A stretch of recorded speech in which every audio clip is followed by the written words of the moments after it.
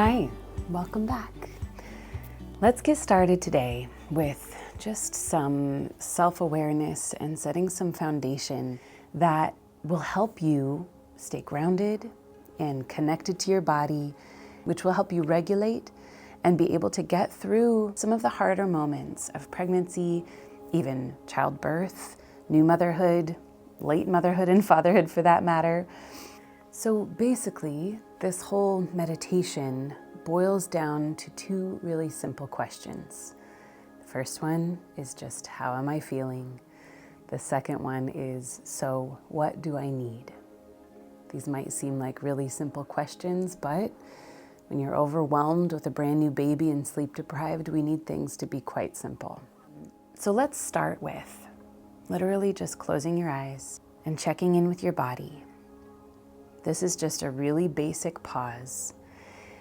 I just want you to breathe and feel your feet on the floor. And just as a way to explore this tool, I want you just to think about what are some of the fears, for example, that come up for you when you think about having your baby, if you're pregnant, or fears even about being pregnant. Maybe fears about the birth process or about what it'll be like to be a parent or how you and your partner are gonna do, any of those. And of course, we don't wanna dwell on these fears, but we all have them. And sometimes with things like fear and anxiety, if we try to push them away quickly, they tend to rear their heads in other ways. So I just want you to notice some of these fears, or maybe one that's standing out, and just notice where it is in your body. Is it in your belly? Is it a tight feeling in your chest? Is it swirling thoughts? Is it a hot or cold sensation? And if you don't know yet, that's okay. Just start to be curious how your body's talking to you, because I promise you, your body is so incredibly wise. So wise that 80% of the communication between body and brain is body to brain. So if we're not listening to our body, we're missing out on a lot of really important information. So as you listen to this feeling in your body, or maybe identify just a little bit of a sensation, I just invite you to curiosity and see if you can try to get rid of any judgment that might be coming up.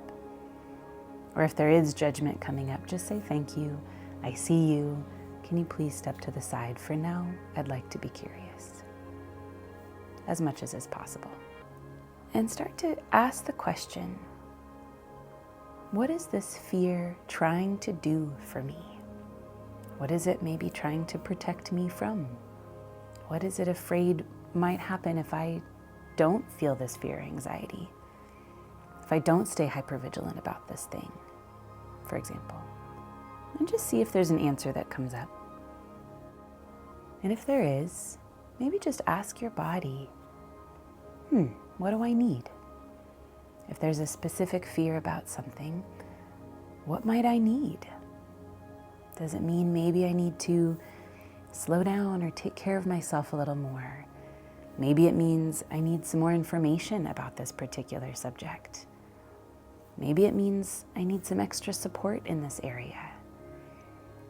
Maybe it means I just need to talk to my partner or a family member to get this off my mind or get some reassurance around it.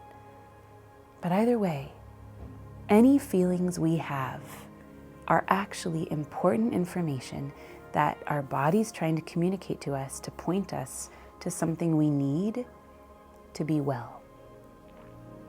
So if we ignore them, sometimes we might not be able to know what the steps are to take to feel better ultimately. So just breathe, thank your body for communicating with you. Maybe let your body know, like, okay, I'm gonna try to check in more often. Sometimes just pausing for 10 seconds in a day, closing your eyes and taking a few deep breaths really makes a difference in how our day goes. It's natural to have a lot of fears come up. We all do.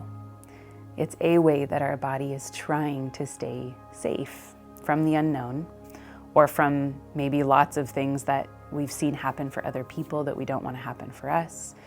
Maybe things that have happened in our history that we don't want to repeat. So from now on, let's start to make a commitment to meeting ourselves with a little bit more compassion and curiosity, and maybe a little less judgment. The judgment part of us is also trying to protect us, so we can see it for what it is. So the thing is that feelings aren't bad. None of them are. Sometimes we can respond to them in less than constructive ways. Sometimes we can shove them down and not feel them and let them fester, and then they can turn into negative thought processes or negative beliefs. But feelings themselves in their raw form are actually helpful. Have you ever heard the saying, you can't heal what you don't feel? Some of them are hard to feel. We live in a culture where we're expected to be generally happy. That is seen as one of the ultimate goals of living, which is a little unfair because happy turns out to be just another feeling that comes and goes just like the rest of them. And we can be led to believe that if we're not feeling happy, then somehow we're failing, and or that the harder feelings aren't okay to feel. But when you're focused on your brand new baby and giving that baby all of your attention, it's really helpful to practice pausing and checking in with yourself, because babies regulate their nervous systems based on your nervous system. Whether we like it or not, and I think this is actually one of the hardest parts about being a parent, is that I would say over 90% of parenting is about how we're doing. And yes, there's lots of nuances with this, and we'll get into more of that later. But basically, if we can start to take care of you, then your parenting journey will feel more supported. And so will your baby.